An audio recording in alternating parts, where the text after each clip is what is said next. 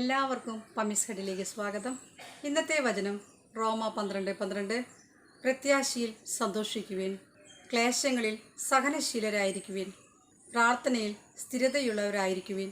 ഈ ദൈവവചനമനുസരിച്ച് നമ്മുടെ അനുദിന ജീവിതത്തിലുണ്ടാകുന്ന കൊച്ചു കൊച്ചു സന്തോഷങ്ങളും ദുഃഖങ്ങളുമെല്ലാം ഈശോയുടെ കരങ്ങളിലേക്ക് കൊടുത്തുകൊണ്ട് ഈശോയോടൊപ്പമായിരിക്കുവാൻ നമുക്ക് പരിശ്രമിക്കാം. ഇന്ന് ഞാൻ ചെയ്യാൻ പോകുന്നത് വളരെ ഹെൽത്തിയായ ഒരു ബ്രേക്ക്ഫാസ്റ്റാണ്. വളരെ എളുപ്പത്തിൽ ഈസി ആയിട്ട് നമുക്ക് ചെയ്യാൻ പറ്റും. പാലപ്പം എന്ന് പറയും.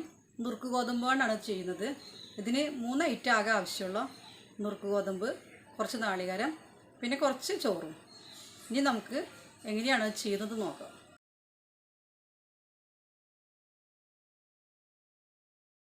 ആദ്യം തന്നെ നമുക്കൊരു ബൗൾ എടുക്കാം. ആ ബൗളിലേക്ക് നമുക്ക് 1 കപ്പ് നുറുക്ക് ഗോതമ്പ് ഇട്ട് കൊടുക്കാം.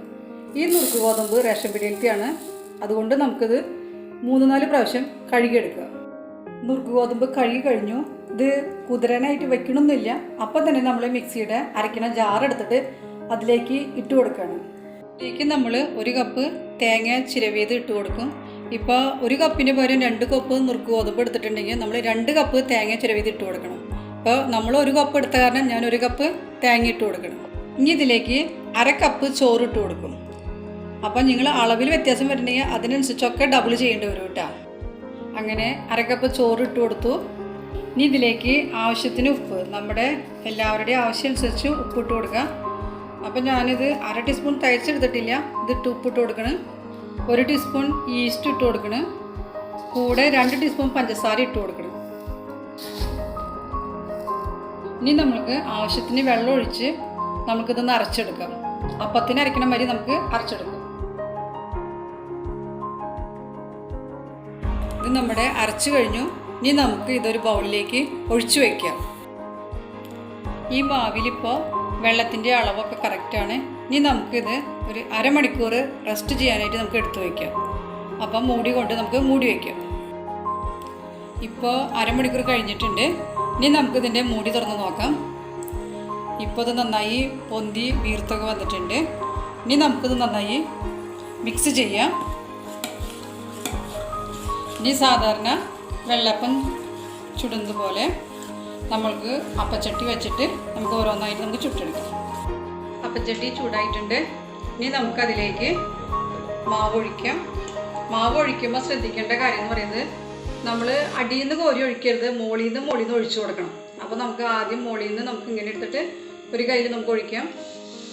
ചെറിയ കയ്യിലാണെന്നുണ്ടെങ്കിൽ നമുക്ക് വേണമെങ്കിൽ 1/2 കയ്യിലൂടെ ഒഴിച്ചു കൊടുക്കാം. അപ്പോൾ ഞാനൊരു 1/2 കയ്യിലൂടെ ഒഴിക്കുന്നുണ്ട്.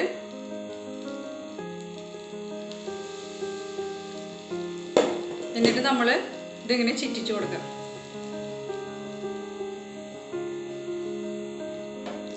എന്നിട്ട് ഇതിൻ്റെ അടപ്പം കൊണ്ട് മൂടി കൊണ്ട് അടച്ചു വയ്ക്കാം.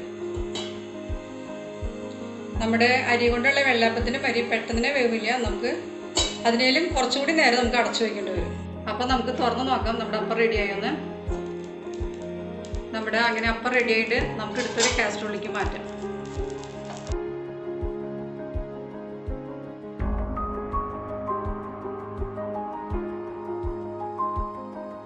ഇനി നമുക്ക് എല്ലാതും നമുക്ക് അങ്ങനെ ചെയ്യാൻ പറ്റും.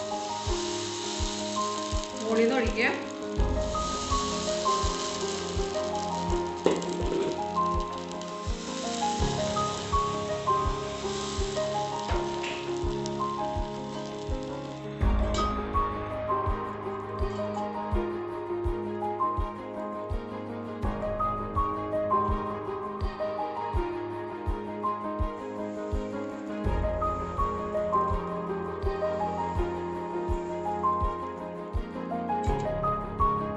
അങ്ങനെ നമ്മുടെ എല്ലാ പാലപ്പവും ഉണ്ടാക്കി കഴിഞ്ഞു.